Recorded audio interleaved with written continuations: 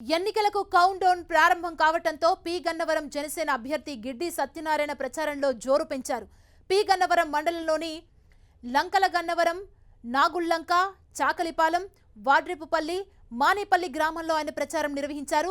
P Gannavaram నియోజకవర్గంలోని 4 మండలాల్లో గత నెల రోజుల నుంచి ఎన్నికల ప్రచారంలో భాగంగా ప్రతి గ్రామానికి వెళ్లి ఓటర్లను కలిసినట్లు గిడ్డి సత్యనారాయణ తెలిపారు.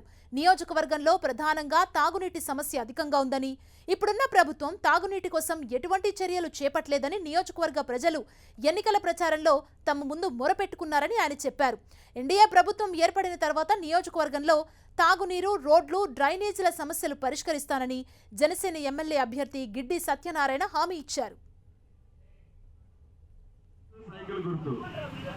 గిడ్డి సత్యనారాయణ గారిని గాజు గ్లాసు మీద ఓటు వేసి, అలాగే హరీష్ గారిని, మన ఎంపీ అభ్యర్థి హరీష్ గారిని, మన దివంగత బాలయోగి గారి కుమారుడు హరీష్ గారికి సైకిల్ గుర్తుపై ఓటేసి మీ ఆశీర్వాదాలు ఇచ్చి రాష్ట్రాన్ని సుభిక్షంగా ఉంచుతారని మీ ఆశీస్సులు ఉండాలని మనస్ఫూర్తిగా కోరుకున్నాను తల్లి. జై జనసేన, జై టీడీపీ, జై బీజేపీ.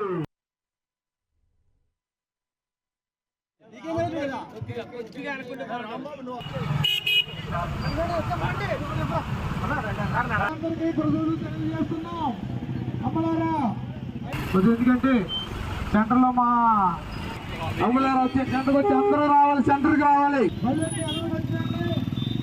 మన గిడ్డి సత్యనారాయణ గారిని ఆయనతో మన ఓటు అడిగినందుకు మా గణప్ సింగ్ గారు